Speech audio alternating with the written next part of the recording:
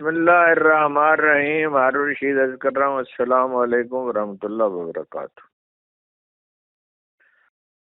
پاکستان میں جو انقلاب عظیم برپا ہونے والا ہے، میرا خیال یہ ہے کہ کسی کو اس کی خبر ہی نہیں ہے. مجھے بھی اس کی خبر اسلام آباد کی اس بیکری پر رونما ہونے والے واقعات سے ملی جو 3 دن پہلے رونما ہوا. آپ جانتے ہیں میرے موقف کو بہت واضح طور پر میں بیان کر چکا ہوں کہ میں لعنت بھیجنے کے حق میں بالکل نہیں ہوں. آپ کسی سے کتنا بھی ناراض ہوں لیکن لعنت نہ کریں. وہ ایک 18 سال نوجوان تھا، وہ سمجھتا نہیں تھا، اس کے علم اور ادراک نہیں تھا. اس عمر میں ہمیں بھی نہیں تھا، ذرا بھی نہیں تھا.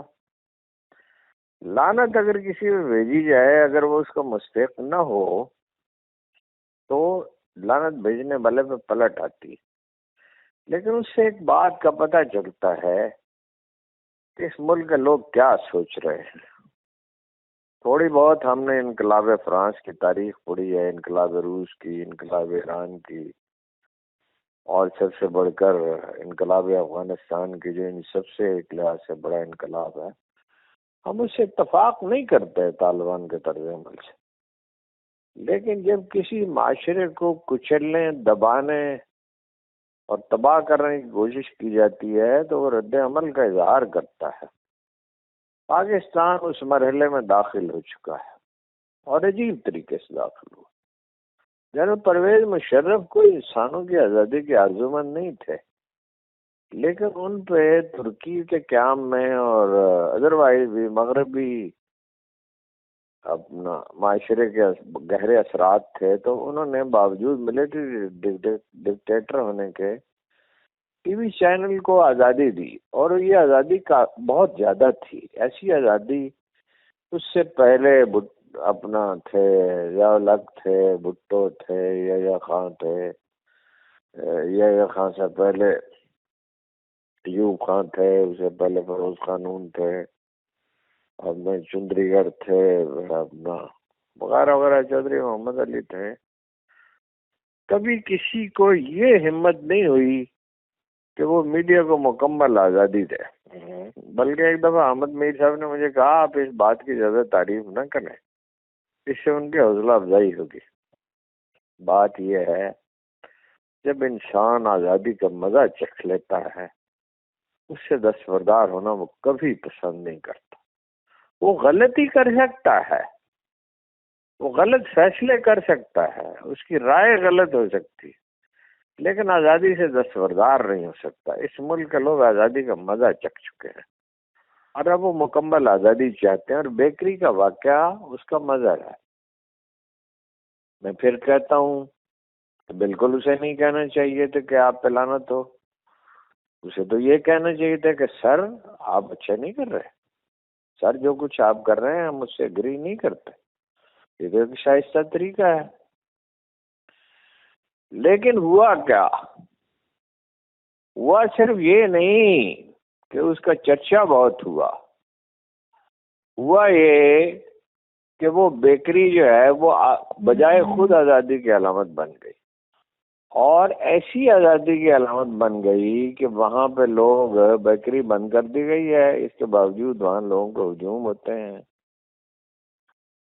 اور یہ ایک نئی شہر کا طلوع ہے جو 14 اگست 1947 میں نہیں طلوع ہو سکی تھی.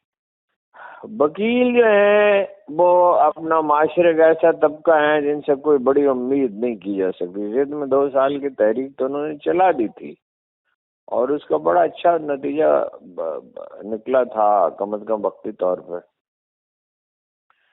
لیکن اب معاشرہ کے حقیقی آزادی کی طرف گامزن ہے، اور عمران خان اس کی وجہ نہیں ہے، اس کا مظہر ہے.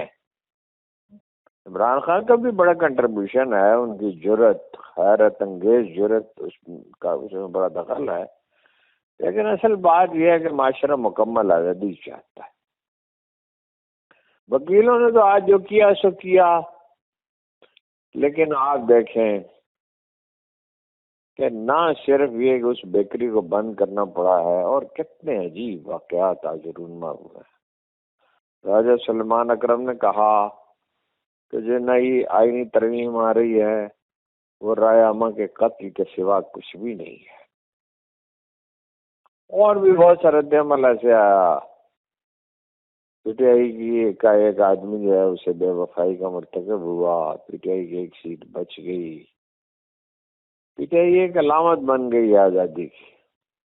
نجم سیٹھی جیسے لوگ جو کبھی حقائق کو نہیں سمجھ سکتے، اس لیے کہ وہ قوانین قدرت سے ناآشنا ہے، وہ کہتے ہیں کہ جناب آئینی عدالت بن کر رہے گی۔ آئینی عدالت اول تو بنے گی نہیں، بن جائے گی تو خس و خاشاک کی طرح اڑا دی جائے گی۔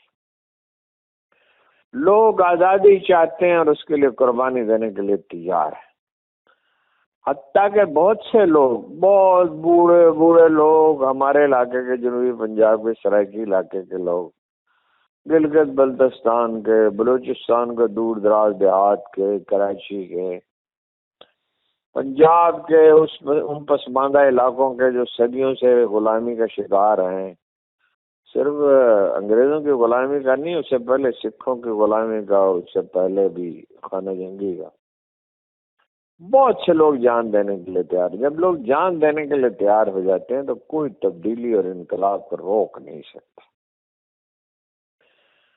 دیکھیے راول پنڈی میں کیا ہو رہا ہے، دفعہ 144 نافذ کر دی گئی ہے، موٹر وے بند کر دی جائے گی، اسکولوں میں چھٹی کر دی جائے گی، پولیس بھیج دی جائے گی، اور خود نجم سیٹھی نے کہا ہے، جو کارندہ ہے اسٹیبلشمنٹ کا اور انٹرنیشنل اسٹیبلشمنٹ کا بھی، کہ مریم نواز جو ہیں وہ بڑی دانا ہیں، وہ اپنے چچا سے بڑھ کر اسٹیبلشمنٹ کی بات مانتی تھی، اس کی ہاں میں ہاں ملاتی تھی، اور جو وہ کہتی تھی وہ کرتی تھی، لہذا وہ اسٹیبلشمنٹ کو اس سے زیادہ عزیز ہے۔ اسٹیبلشمنٹ کو کوئی کتنا ہی عزیز ہو، میں تو آپ کو پتا اسٹیبلشمنٹ کو یا کسی کو گالی نہیں دیتا، مجھے تو سیاچین پر کھڑے ہوئے سپاہی نظر آتے ہیں، لہذا میں تو کوئی ایسی بات نہیں کہتا جس میں توہین اور تحقیر کا پہلو، لیکن جب قدرت کوئی فیصلہ کر لیتی ہے تو اس کو بروئے کار آنا ہوتا ہے۔ میں آزادی کی سیر طلوع ہوتے ہوئے دیکھ رہا ہوں، میں اس دنیا میں ہوں گا یا نہیں ہوں گا اللہ بہتر جانتا، ہو سکتا ہے میں اللہ نے میرے لیے لمبی عمر لکھی، ہو سکتا ہے مختصر سی مہلت ہو، لیکن میں آپ کو آئندہ سیر کی نوید دیتا ہوں۔ جیسے اقبال نے کہا تھا، کل بھی میں نے آپ کو سنایا تھا، آج پھر سناتا ہوں، یہ شاید پرسوں سنایا تھا، کہ شرر فشاں ہوگی آہ میری، نفس میرا شعلہ وار ہوگا، اندھیری شب میں لے کے نکلوں گا میں اپنے درماندہ کارواں کو۔ تو وہ کارواں جو ہے وہ چل پڑا ہے، اس کو لیڈر کی تلاش تو تھی، وہ لیڈر اسے مل گیا، اسے اب ایک لاہے عمل کی تلاش ہے۔ یہ لاہے عمل جب مل جائے گا، شری برادران، لٹیرے، ڈاکو، چور، شعبدہ باز، زرداری، لٹیرا، شعبدہ باز، چور اور ڈھیٹ، یہ سب انجام کیم والے، یہ سب اپنے انجام کو پہنچیں گے۔ دیکھیے مولانا فضل الرحمان صورتحال کو سمجھ رہے ہیں، ہم ان کی نیکوکاری کے کوئی زیادہ قائل نہیں ہیں، نہ ان کے علم کے قائل ہیں، لیکن سیاست کی باریکیوں کو بخوب سمجھتے ہیں، لہذا انہوں نے ٹکا سا جواب دے دیا اسٹیبلشمنٹ کو۔ اسی طرح رائے عامہ جو ہے وہ ڈٹ کر کھڑی ہوئی ہے، انقلاب پاکستان کے دروازے پر دستک دے رہا ہے، صرف ایک چیز اس کی راہ میں رکاوٹ ہے، وہ ریلیکٹنس ہے، مخمصہ ہے۔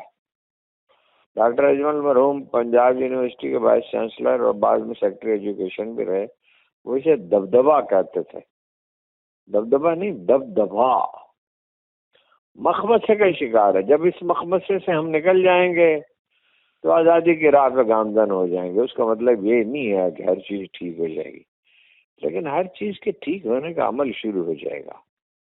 میں آج مصروف رہا، سفر کرنا پڑا بہت مجبوری میں، اس لیے رات گئے آپ سے بات کر رہا ہوں۔ میں آپ کو اس شہر کی مبارکباد دیتا ہوں، اللہ آپ کو خوش رکھے، آپ کا بہت بہت شکریہ۔